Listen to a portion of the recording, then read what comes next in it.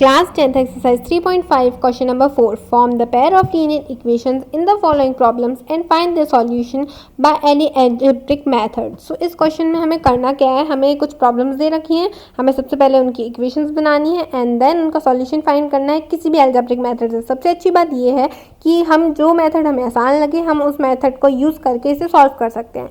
तो first part हमें कुछ इस तरह से दे रखा है. फर्स्ट पार्ट में लिखा है a part of monthly hostel charges is fixed and the remaining depends on the number of days one has taken food in the mess. When a student A takes food for 20 days, she has to pay rupees 1000 as hostel charges, whereas a student B who takes food for 26 days pays rupees 1100 as hostel charges. Find the fixed charge. So question में हमें दे रखा है कि hostel में जो monthly charges होते हैं उसमें कुछ पार्ट जो है वो फिक्स्ड है और जो बाकी डिपेंड करता है कि आप एक दिन में मेस से कितना फूड लेते हो. तो हमें यहाँ कुछ सिचुएशंस दे रखी हैं, हमें उनके हिसाब से इस क्वेश्चन को सॉल्व करना है और fix charges and cost of food per day निकालना है. सॉल्यूशन हम यहाँ से शुरू करेंगे. सबसे पहले तो हम यहाँ लिखेंगे let the fixed charge be x. जो मंथली हॉस्टल चार्ज जो फिक्स हो चुका है वो एक्स मान लिया हमने, ठीक है. और जो एडिशनल चार्जेस हैं जो बच्चा मतलब जैसे कि एक दिन में सिर्फ जितना फूड लेगा उस हिसाब से एडिशनल चार्जेस लगेंगे पर डे के हिसाब से. तो हमने क्या ले लिया है, let the additional charges for per day be y. ठीक है, हमने वाई के हिसाब से ले लिया है पर डे का एडिशनल चार्ज. तो अब हम इक्वेशन 1 फॉर्म करेंगे. इक्वेशन 1 में सबसे पहले तो हम फिक्स चार्ज एक्स को तो ऐड कर ही देते हैं. तो यहाँ लिखते हैं एक्स, ठीक है. और जो दे रखा है कि पर डे के हिसाब से एडिशनल चार्ज है वाई, तो 20 डेज के हिसाब से कितना हो जाएगा, 20 वाई हो जाएगा. 20 मल्टीप्लाई बाय वाई. तो स्टूडेंट ए के लिए वो कितना है 1000 रुपीज़, ठीक है.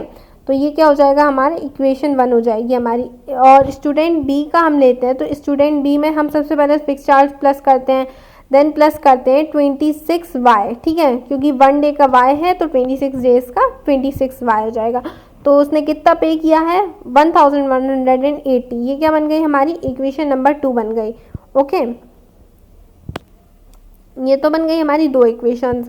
अब क्या करेंगे, इन दोनों इक्वेशंस को हम किस मेथड से सॉल्व करेंगे, किसी भी मेथड से सॉल्व कर सकते हैं. तो मैं आपको हर पार्ट अलग अलग तरीके से सॉल्व करके दिखाऊंगी. ये वाला पार्ट हम करने वाले हैं सब्स्टिट्यूशन मेथड से, ठीक है. तो हम यहाँ क्या करते हैं, किसी भी एक इक्वेशन का यूज़ करके किसी भी एक वेरिएबल की एक वैल्यू निकालेंगे. तो हमने क्या किया, इक्वेशन 1 का यूज़ करके एक्स की वैल्यू निकाली है. तो क्या हो जाएगा 20 वाई जो वहाँ प्लस में था यहाँ माइनस में आ जाएगा. तो क्या हो जाएगा, एक्स की वैल्यू हो जाएगी 1000 माइनस 20 वाई.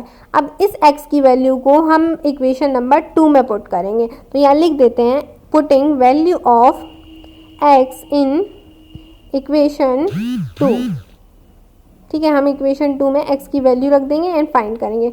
सो यहाँ लिख देते हैं 1000 माइनस 20 वाई को हम यहाँ लिखेंगे एक्स की जगह पे. बाकी 26 वाई इक्वल्स टू 1180 तो एज इट इज़ ही रहेगा, ठीक है. इसको आगे सॉल्व करेंगे तो क्या हमारा ये जो हमें माइनस 20 वाई प्लस 26 वाई दे रखा है इसको सॉल्व करने पे हमारा आ जाएगा 6 वाई. तो यहाँ लिख देते हैं 6 वाई, ठीक है. अब ये 1180 में से अगर हम 1000 को माइनस करेंगे तो कितना बचेगा 180, ठीक है.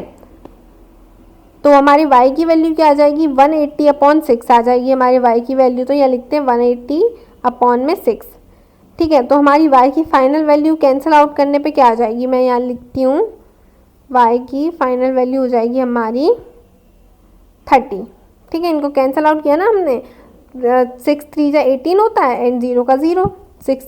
तो y की वैल्यू क्या आ जाएगी हमारी 30. इसको मैं बॉक्स के अंदर लिखूँगी.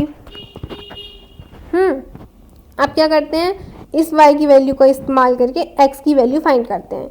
सो यहाँ लिख देती हूँ मैं putting value of y equal to 30,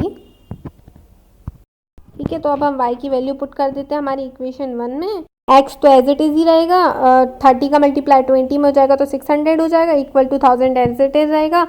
तो इसको और सॉल्व करने पे हमारी x की फाइनल वैल्यू क्या आ जाएगी 1000 माइनस 600। तो 1000 में से 600 माइनस करने पे 400 आ जाता है।